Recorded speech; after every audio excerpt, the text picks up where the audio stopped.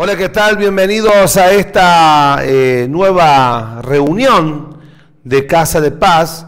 Y en esta ocasión quería compartir con ustedes acerca de cuáles son los pilares de una vida cristiana. Cuáles son. Usted sabrá que un edificio es sostenido por el fundamento y por las columnas, ¿verdad? Y dice la palabra de Dios que el fundamento que sostiene la iglesia son los apóstoles y los profetas.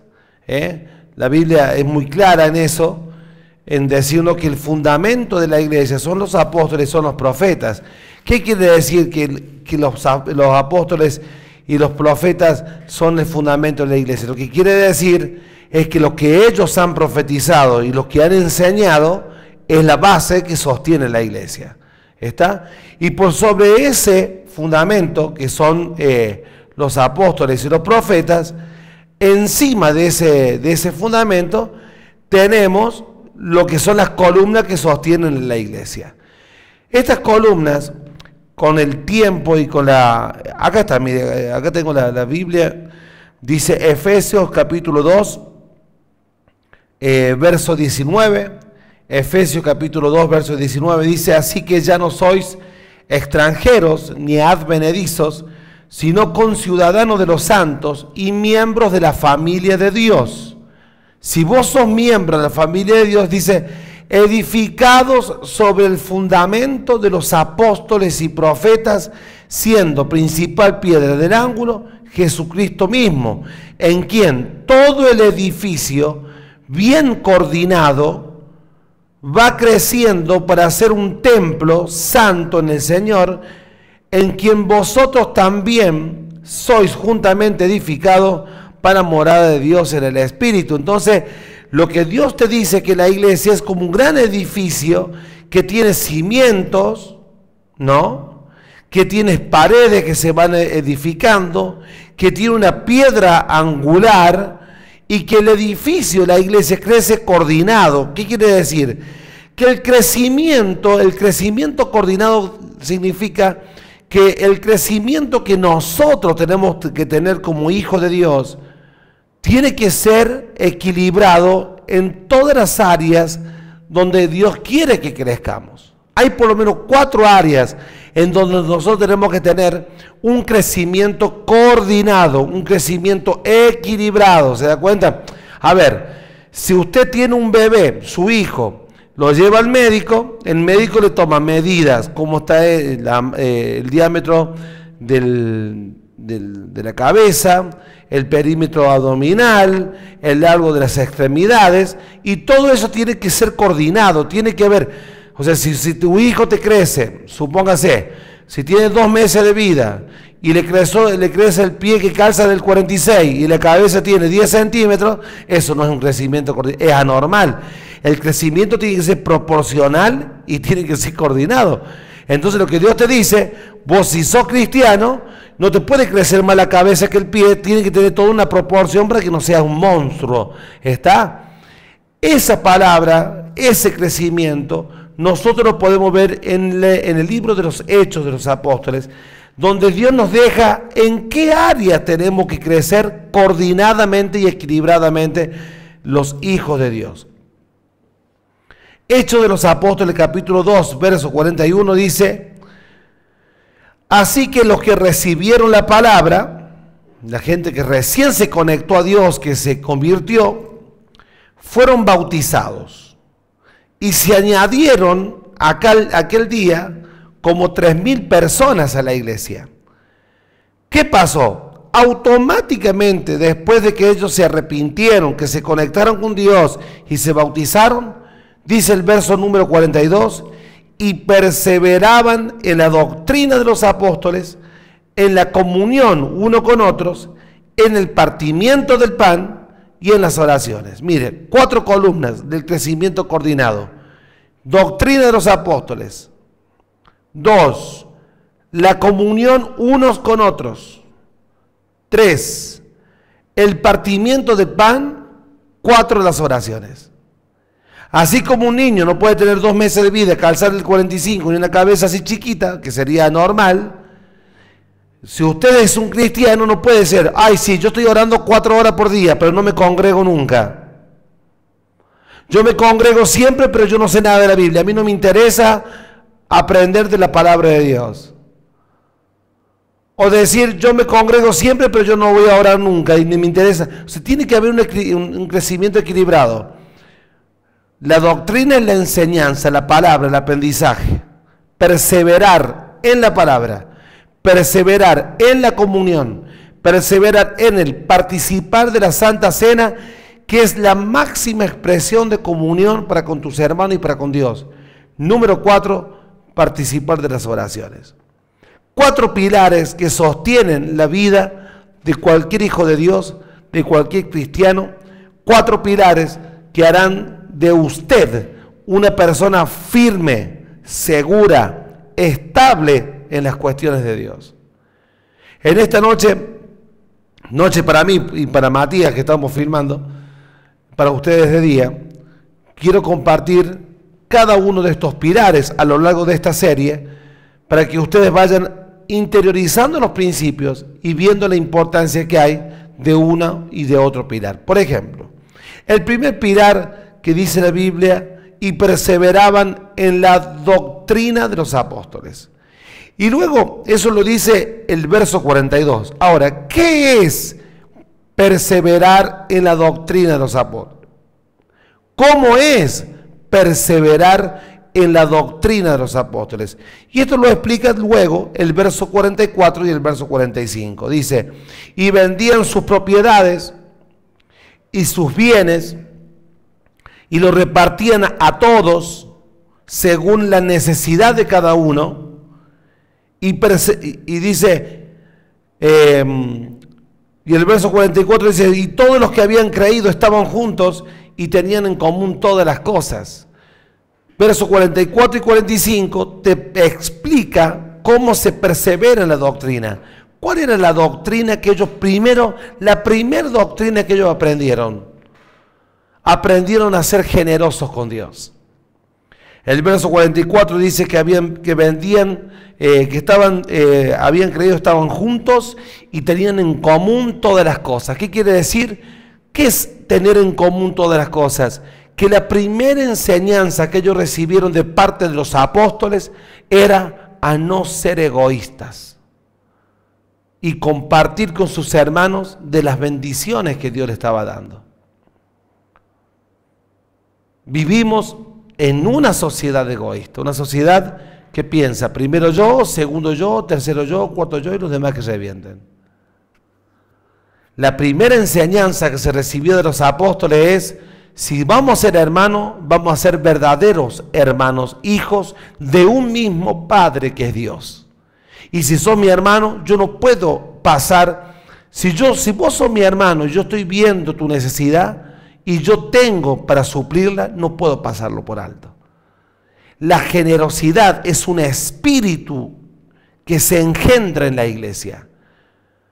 Cuando el espíritu de la generosidad no es engendrado en la vida de los cristianos, ese lugar lo ocupa un espíritu diabólico, que es el espíritu de la tacañería, de la mezquindad, del egoísmo.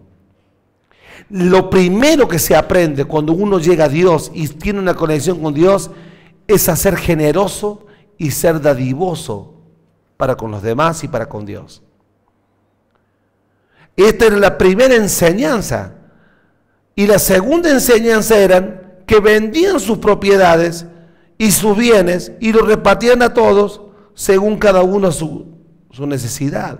O sea, la Biblia dice que ellos traían a los pies de los apóstoles el resultado de la venta de sus bienes, se despojaban. O sea, ¿qué fue lo que ellos aprendieron como primera lección bíblica, como primera lección de vida en el reino de Dios? No atarse a las cuestiones materiales. Que nuestro Dios es el creador, no es el billete. Que nuestro Dios no son los bienes materiales, es el Dios que nos da bienes materiales. Entonces, cuando uno entiende esa lección, se vuelve generoso porque se vuelve una persona que se puede despojar de lo que tiene porque no hay dolor. Porque yo sé que si suelto 1, Dios me va a dar 2. Si suelto 5, Dios me da 10. Si siembro, cosecho. ¿Se da cuenta? Lamentablemente, ese no es el caso de muchas iglesias no es algo que pasa normalmente en la vida de los cristianos, porque pareciera de que no hay que hablar de generosidad, no hay que hablar de dar, y porque mucha gente dice, no, pero lo que pasa es que la gente se enoja y se va y se molesta, no le gusta que le hablen de ser generoso, de diezmar, de ofrendar, de sembrar, de dar primicias a Dios. Esto era tan importante, querido hermano, que usted va a aprender algo esta noche que tal vez le va a servir para toda la vida. Hechos de los Apóstoles, capítulo 5, dice la palabra de Dios: pero cierto hombre llamado Ananías, con Zafira su mujer, vendió una heredad y sustrajo del precio, sabiéndolo también su mujer, y trayendo solo una parte, lo puso a los pies de los apóstoles.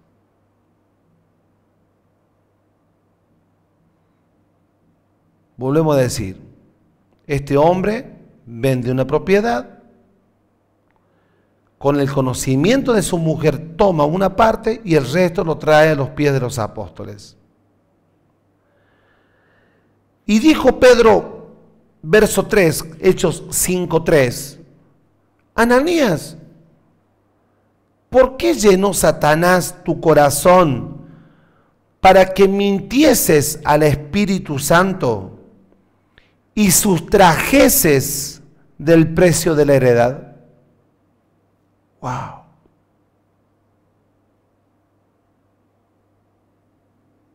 Reteniéndola, ¿no se te quedaba a ti? O sea, ¿para qué hacer un compromiso con Dios que vas a dar algo si después te lo quedas? ¿Por qué le mentís al Espíritu Santo que tomás un sobre y le pones diezmo y no estás dando el 10%, estás dando el 3, el 4, el 5%? ¿Por qué haces compromiso que vas a dar una ofrenda especial si después no la soltás, te la quedás? ¿Por qué le decía a Dios, mira Dios, si vos me dejas que yo venda la casa, te voy a dar, y después no le das? Si me permitís contra trabajo, te voy a dar, no te doy. ¿Por qué hacer compromisos con Dios? Porque para Dios, cuando usted compromete darle algo material, es tan importante como darle algo espiritual.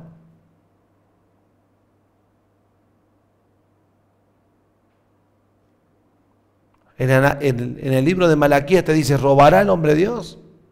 ¿Y en qué te hemos robado? En vuestros diezmos y ofrendas. ¿Por qué? Porque vos hiciste un pacto conmigo que me iba a dar diezmos y no me lo estás dando. Me mentiste, dice el Señor. Y te es tan fácil quedarte con esa parte. Pero mire lo que pasa. Reteniéndola, no se te quedaba a ti, y vendida, no estaba en tu poder. ¿Por qué pusiste esto en tu corazón? No has mentido a los hombres, sino a Dios. Entonces, ¿por qué la primera lección que los apóstoles le enseñaban a sus discípulos era ser generoso y el dar? Su compromiso y su pacto de darle a Dios. Porque esta enseñanza es la diferencia entre vivir o morir. Determina tu vida o tu muerte espiritual. Mire lo que dice la Biblia. Al oír Ananías estas palabras, cayó y expiró, se murió. Y vino gran temor sobre todos los que le oyeron, y levantándose los jóvenes lo envolvieron y sacándolo lo sepultaron. Pasado un lapso como de 3 horas, sucedió que entró su mujer, no sabiendo lo que había acontecido. Entonces Pedro le dijo, dime, y le dio la oportunidad. ¿Vendiste en tanto la heredad? ¿Vendiste en tanto la heredad? Le dio la oportunidad de sincerarse, de decir la verdad, de no mentirle a Dios. ¿Y sabe qué pasó? Y ella dijo, sí, en tanto. Es decir, ¿vendiste en 100,000 pesos la casa? Sí, en 70,000. Y Pedro le dijo, ¿por qué convinisteis en tentar al Espíritu del Señor? Y aquí a la puerta los pies de los que han sepultado a tu marido y te sacarán a ti. Y al instante ella cayó a los pies de él y expiró. Y cuando entraron los jóvenes la hallaron muerta y la sacaron y la sepultaron junto a su marido, y sobrevino gran temor sobre toda la iglesia y todos los que le oyeron estas cosas. ¿Por qué entró el temor a la iglesia? El temor a la iglesia entró por entender que ser generoso con Dios. Alguien me preguntó una vez, ¿por qué en Hechos de los Apóstoles la Biblia no habla del diezmo?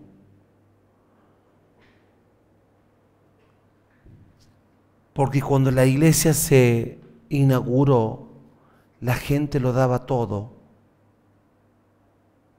Y la lección de la Biblia es, si no quieres diezmar, tenés que darlo todo. ¿No te gusta diezmar? Vendelo y dalo todo. ¿Y sabe cuál es la otra lección?